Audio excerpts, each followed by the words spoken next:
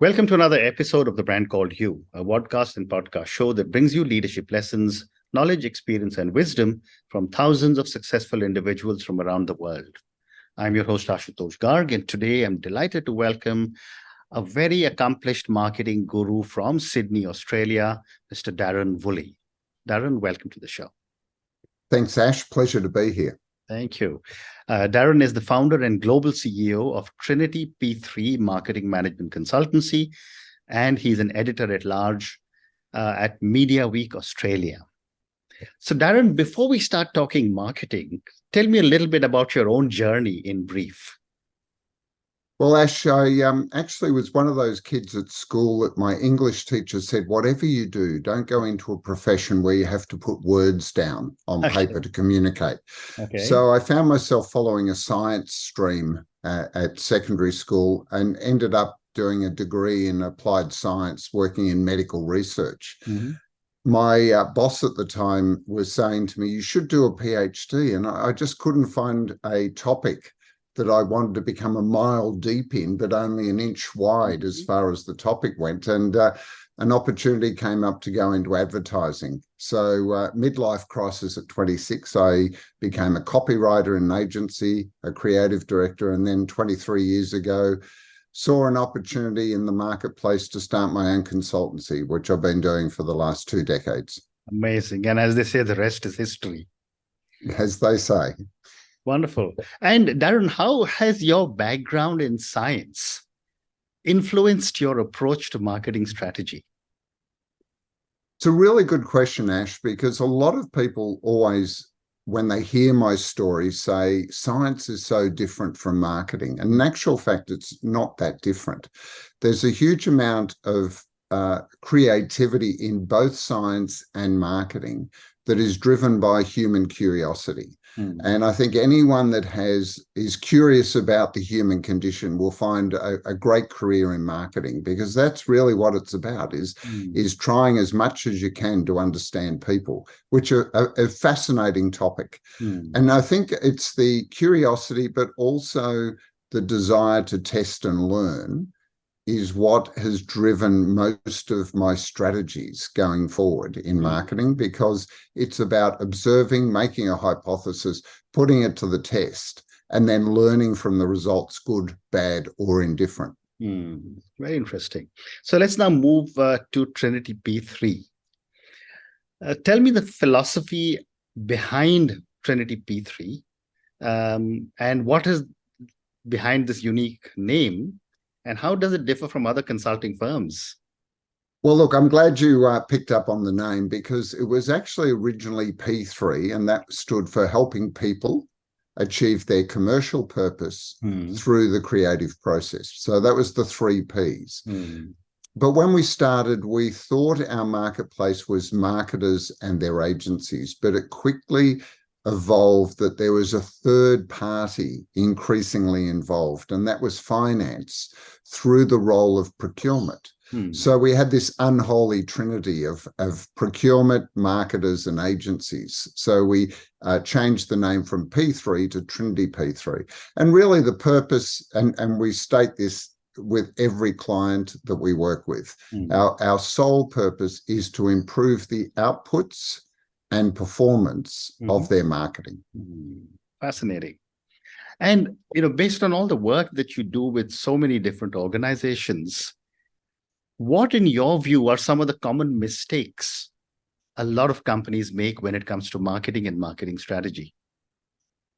Well, I think the first mistake that a lot of people make is thinking of marketing as only being the promotions part. The famous 4 Ps. Promotions is just one of 4. And some people say there's 7 Ps, and I think I've seen at last count 15 Ps, but let's stick with the 4. While promotions is often the most visible, and it is often the one where much of the money goes, it's not necessarily the one where there's the biggest driver of growth. The others, distribution or placement, product development, pricing, these are all important considerations in any growth agenda and growth strategy. So that's the first one. The second is the fact that marketing is not often directly linked strategically to the business objectives. Because in certainly publicly listed companies, the business objective is often to grow shareholder value. Right. And yet the marketing role is to actually grow revenue and margin as a way of improving profitability. And so finding the way to connect marketing strategy and objectives to business strategy and objectives is really essential. The third one is this idea that if one more person says that famous quote, 50% of my advertising budget's wasted, I don't know which half. And that's Lord Leverhulme or John Wanamaker, depending where you did business. I would say to them, in this day and age, you're a fool. Because absolutely, we now have the data and technology to, if not answer that question definitively, to at least give you a very significant insight to what is working and what isn't. What a great response. And since you spoke of data, that's an interesting segue to my next question. How do you utilize both qualitative and quantitative analytics to improve marketing? So most of our focus, Ash, is around the performance of marketers with their external suppliers. And by that, I mean their advertising agencies, media and creative and digital and PR and all the rest. We, from day one, have been measuring productivity and performance as the dual measure of performance. Productivity, because there is a huge potential waste of funds and resources if you are non-productive, and performance is against achieving objectives.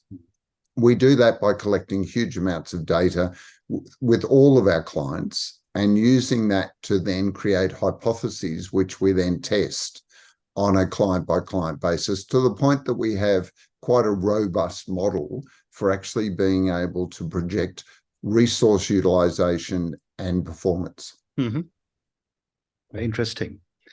My next question is about technology. How do you think technology is reshaping the way advertisers interact with audiences? Well, we've seen the impact from 15, almost 20 years ago. The first is the number of channels that advertisers need to consider when they're thinking about interacting with their customers or client consumers. And what I mean by that is there was a time when, the Mad Men TV show was television, outdoor and magazines, maybe some radio. But today there are literally thousands of different ways of interacting and touching and engaging with your customers. The thing is that I think a lot of marketers have fallen into the trap of thinking they have to be in all of those, and their resources do not allow them to do all of it. And yet data is now allowing people to get a much better idea of which of those channels are actually the most productive. And I think that's really going to be the future for us, is going to be using things like AI on huge data sets to actually be able to predict where performance will come from and focus that investment so that there's a much better return on either marketing or media investment. Very interesting. And, you just spoke about Mad Men, and I've often used this example in my conversations. When I started life in 1979, that was 4.5 decades ago, advertising was big billboards, full-page newspaper ads, or maybe if you were rich enough, a film, a little clip that it was there in theater.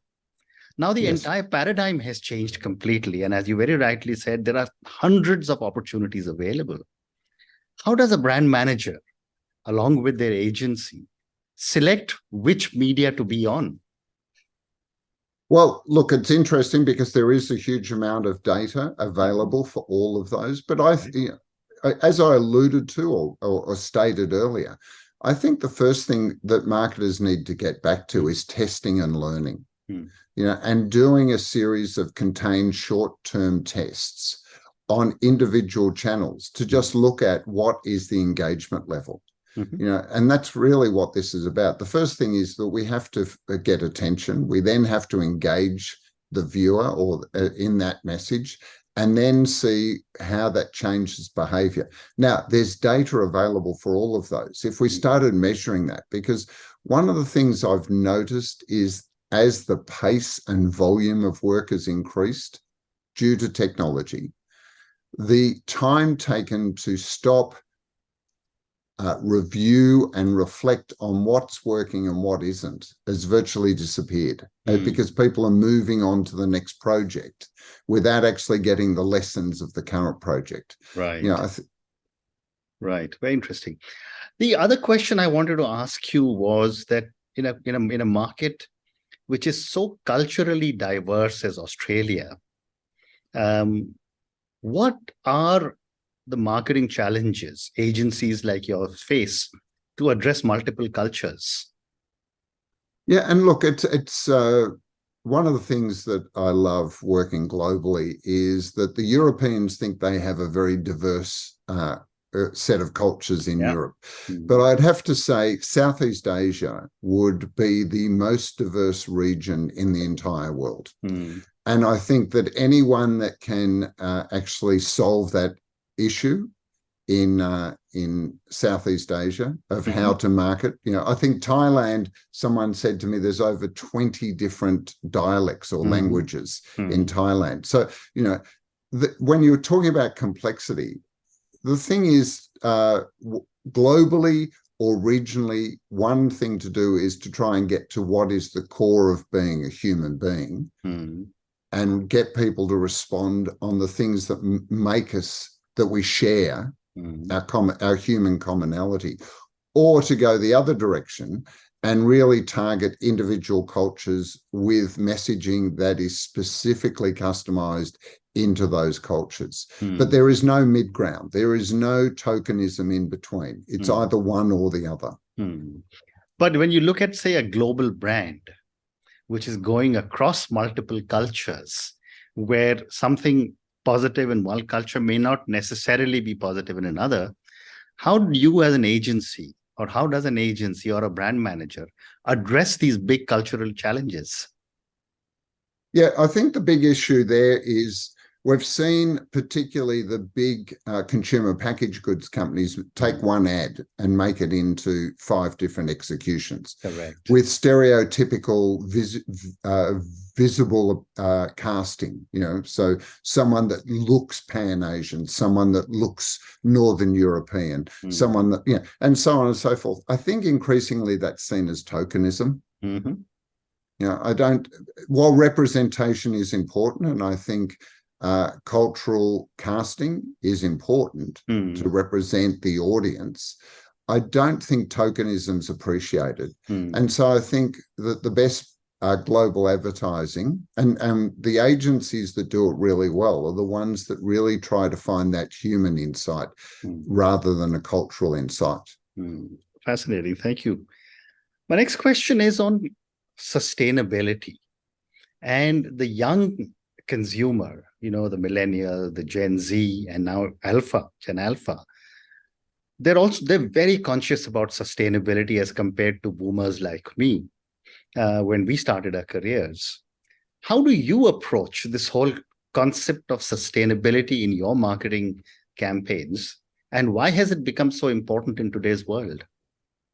Well, look, our role is actually helping our clients find the agencies that are sustainable. And that's where a client has the objective of their own organization being sustainable, and scope 3, which is their supply chain, being sustainable. Now, it's an interesting conundrum when you look at marketing, because the whole purpose of marketing is really to drive consumption.